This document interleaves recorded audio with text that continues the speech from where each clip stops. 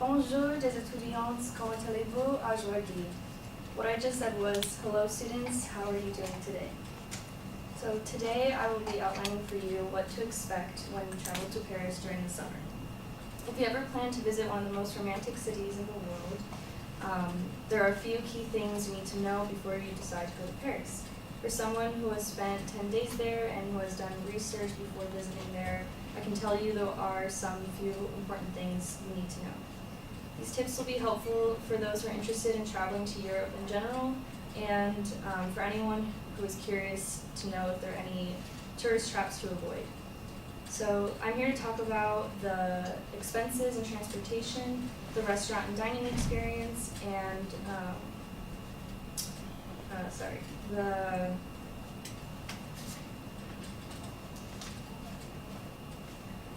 and the main attractions. Okay. So my first main point will be talking about the expenses and the transportation, what is best to use. So when you first arrive to Paris, make sure you exchange your money when you're there, so that way it'll save you time running to the ATM frequently, and you won't have to be like constantly switching your money. I recommend to not stay in a hotel. It is too expensive and the space is quite small. So it's better to stay in an Airbnb.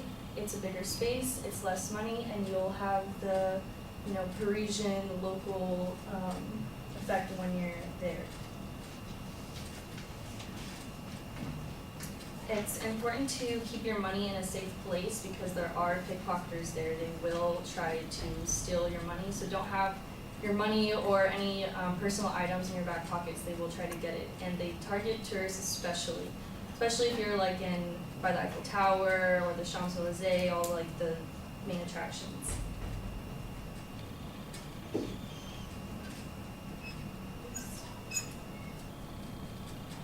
Okay, so the best transportation to use is the metro. This is super crucial for first-timers visiting Paris. It is super easy and fast to navigate. They have maps to help you. You don't want to use Ubers and taxis. They're too expensive and it will take way too long to get to your destination. With that being said, if you use the metro, they do give you tickets, so you can enter and exit. If you lose them, then you can't go on the metro, so you've got to make sure you keep a hold of your tickets. And another important thing is that when you use the metro, you're going to be walking everywhere, so it's very important to wear comfortable shoes. You don't want to wear flip-flops. Those will not help you at all. And another important thing to expect is that when you're in Paris, especially during the summer, like in June, July, it is super, super crowded and busy, so just expect to be in line all the time. It's going to be extremely crowded. So next, I will be describing the restaurant and dining experience. It's very different than it is here. The lunch hours are from noon to 2 p.m. and then after that they close for the afternoon. So that way the employees can go home and go on their break, and then they set up later for dinner, which usually starts around 7 p.m. And Parisians there, they eat dinner late, so that's a common thing. It's very crucial to know some basic French, so it can help you order food, because that's what you'll be doing most of the time, and it's just being especially courteous to the servers. They really appreciate and respect their culture. It's different customer service there, so just be aware that they will not come back to check on you. They're there to order your food, to bring you your food, and to bring you the bill. That's it. They can leave you there for 3 hours. When you order water, they will not serve you cold water with ice. It will be room temperature water, so just keep that in mind. Just order bottled water, would be better. And when you get handed the bill, the tip is included. So if you do want to tip them, you gotta do so with cash. And for the tourist traps, you can tell because there will be right by, like let's just say the Eiffel Tower, there'll be a restaurant across the street. You can see a lot of other tourists there. You can tell by the menu, it will be super expensive and they'll have basic meals just like another local restaurant, but it won't taste as good. So that's how you can kind of tell. Also, when you're outside, just expect to be enveloped in clouds of smoke. A lot of Parisians smoke. It's just normal. There's even ashtrays on the tables, so just expect that. Additionally, it's vital to know to plan ahead of time where you want to go and exactly what you want to see, because it looks close on the map, but when you're actually there, it's kind of like far away. Lastly, I'll be mentioning tips and tricks about visiting main attractions. So museums are closed on Mondays, sometimes Tuesdays. So plan your museum days around that. I recommend buying museum passes because it will save you tons of time. You get to skip the line, you just show them your pass, you go in, and you're free to go wherever you want.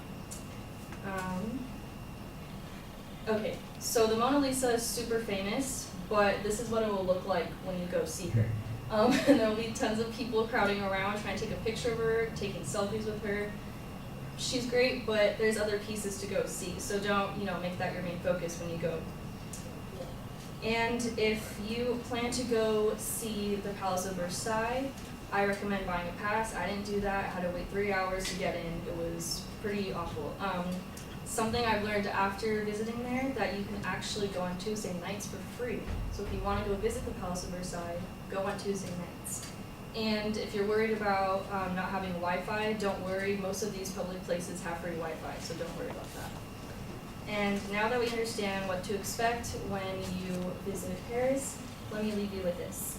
Given the points I listed earlier, it's imperative to know that when booking a trip as extensive as this one, that you need to know and plan ahead of time what you want to see, what you want to do. That way you can be better prepared and will have you save time and money. As the French would say, merci and au revoir.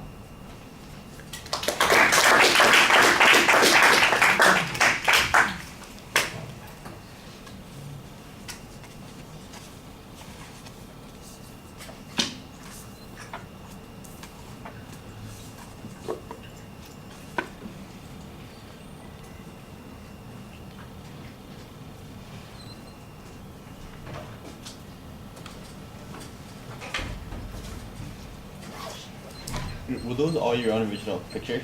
Yeah. Yeah, cool, I could tell.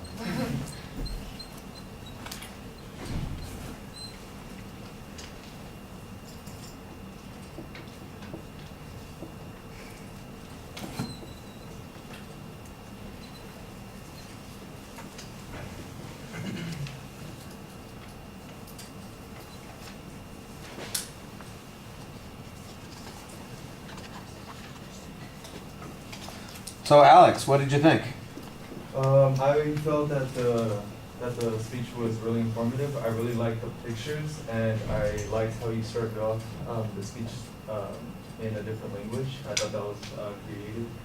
I liked how you gave a lot of information of different tourist traps, as well as to look out for hotel prices, pickpocketers around specific tourist attractions.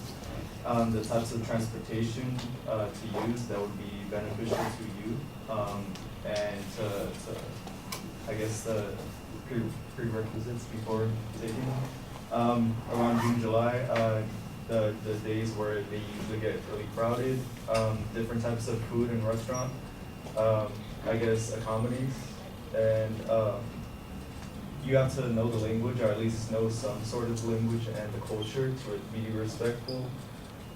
She gave a lot of information of environmental and community hygiene, just kind of how they are on a daily basis in their everyday lives. How there's different free attractions or entrances to the free attractions on specific days, and as well as different paintings that you could go ahead and see. And yeah, I felt like it was really informative, and yeah, I think we did a really good job. All right.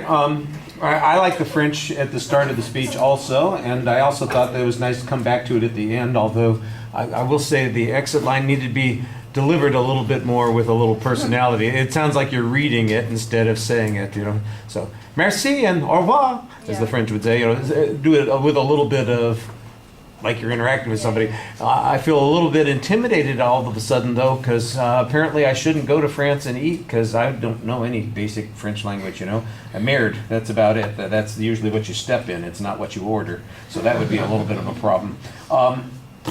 The transition to your purpose statement felt a little bit awkward. I like like I said, I like the French as the attention device. Getting to the purpose statement was not as smooth as it might have been, but you do have a very clear statement of what your goal is, and there's a very solid preview. It's basic, but it's very solid. We know what you're going to be talking about. I'm going to point out the thing that I think is the biggest weakness in the presentation. There is no citation of information anywhere in the presentation. This is like it's all based on your opinion, based on having been a visitor there, which is not a bad place to start with, but it leaves a lot of gaps. For instance, you mentioned how expensive it is to stay at a hotel, how big the rooms are compared to an Airbnb, and I'm going, okay, so where's that table graph that compares the prices for an Airbnb versus the average hotels? Or where's the map that shows the location of the Airbnbs in relationship to the places that you might want to visit? And I didn't see anything along those lines. Even reviews of the Airbnbs might have been something that you could have cited as a justification for staying in that one place, those kinds of places, instead of going to the hotels. The same sort of thing with the taxis and the Ubers versus using the metro. So that would have been a natural place to have a table chart or some kind of graph that indicates what the cost would be. If you're traveling from one part of the city